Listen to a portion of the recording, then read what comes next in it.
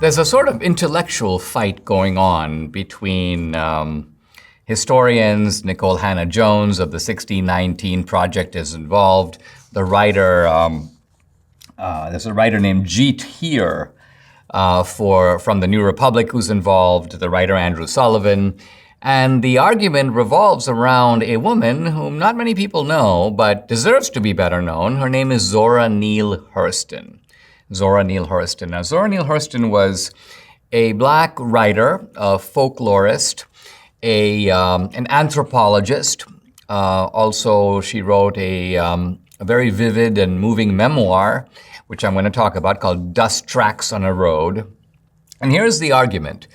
The left would like to appropriate Zora Neale Hurston for themselves. She was an outspoken black woman at a time when it was not easy to be outspoken. She rose out from nothing, and she was born in obscure circumstances in Florida. She became a celebrated writer, publishing in the Saturday Evening Post and other notable publications. Her memoirs won prizes. She became a major figure in the 1930s and 40s.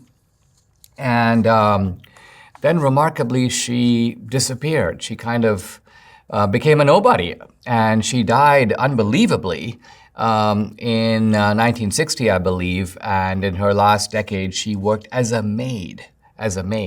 So she represented both the meteoric rise of American life, the American dream, but remember, the American dream, which involves upward mobility, can also involve downward mobility, and in Zora Neale Hurston's case, she experienced both. Now, here's Nikole Hannah Jones basically saying that Zora Neale Hurston is like her. She says, quote, "The ignorance of people who think Zora Neale Hurston's work sits in opposition to mine." So according to Nikole Hannah Jones, they are kindred spirits, and we're going to find out if that is really true. First of all, you find in Zora Neale Hurston, when you pick up her writing, a vivid and a absolutely dashing and politically incorrect style. Here's the phrase that she used for herself when she was at the height of her fame. Quote, she says, "I am the queen of the niggerati," literally making a hybrid with the word literati and making a joke of it. And then here's a line that I just pick almost at random from her memoir. "What did Haiti ever do to make the world glad it happened?" Basically, what she's saying is Haiti's contribution to world civilization is relatively negligible.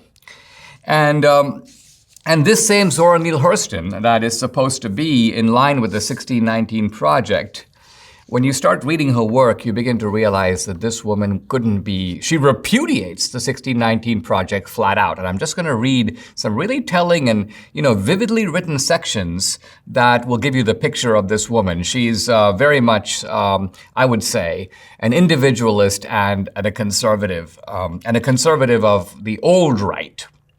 Here we go. She goes, "One thing impressed me strongly. The white people had held my people in slavery here in America. They had bought us, it is true, and exploited us. But the inescapable fact that stuck in my craw was my people had sold me, and the white people had bought me." And she goes, "That did away with the folklore I had been brought up on." In other words, this folklore that sort of the white people are evil and the black people are virtuous and wonderful. She goes, "Well, it's not quite all that simple." And then she goes on to talk about the African princes buying and selling human beings, and she concludes, "It impressed upon me the universal nature of greed and glory." In other words, the distinction between greed and glory is not a racial one. Now, she was asked about, and this is where she comes right to 1619. She mentions the year 1619, but look at the context. She says, I'm now reading, and she uses a phrase called Old Black Joe, but by Old Black Joe, she means you're either a field hand or a sharecropper, and she goes, quote, "For me to pretend I am Old Black Joe and waste my time on his problems would be just as ridiculous as for the government of Winston Churchill to build the Duke of Normandy the first of every month, or for the Jews to hang around the pyramids trying to picket old Pharaoh." What is she doing here? She's attacking the idea of reparations. When she's talking about Winston Churchill billing the Duke of Normandy, she's talking about the Norman invasion of England, which came from the Norman kings of France. So she's going, just because the French invaded England in 1066, you want to send them a bill for reparations? This is an attack on the reparations idea. And then she says this: while I have a handkerchief over my eyes crying over the landing of the first slaves in 1619. There it is, a reference to 1619, and she's mocking it. She goes, well, I'm crying over that. She goes, I might miss something swell that's going on in 1942. And what she means by that is she wants to have her eyes firmly fixed on the present, take advantage of opportunities in the 20th century, and stop whining about what happened in the 17th. And then we come to really the crusher. She's talking about slavery. And let's remember, the 1619 Project, the last essay, the second to last essay by Nikole Hannah Jones, is all about reparations. And now listen to Zora Neale Hurston on this exact subject. She says, from what I can learn, it was sad, meaning slavery. Certainly. But my ancestors who lived and died in it are dead. The white men who profited by their labor and lives are dead also. I have no personal memory of those times and no responsibility for them. Neither has the grandson of the man who held my folks. That's Zora Neale Hurston. And then you see, and this to me is perhaps the most poignant passage of all, where she celebrates the idea of judging people as individuals. The colorblind idea that would, a decade and a half later or 2 decades later be promoted by Martin Luther King. I'm not quoting Zora Neale Hurston. Light came to me, meaning I became enlightened, when I realized I did not have to consider any racial group as a whole. And then a beautiful line, God made them duck by duck, and that was the only way I could see them. In other words, God didn't just create 100 ducks, he made this duck and then that duck. Each duck has a kind of individuality. Therefore, I saw no curse in being black, nor no extra favor in being white. I saw no benefit in excusing my looks by claiming to be half Indian.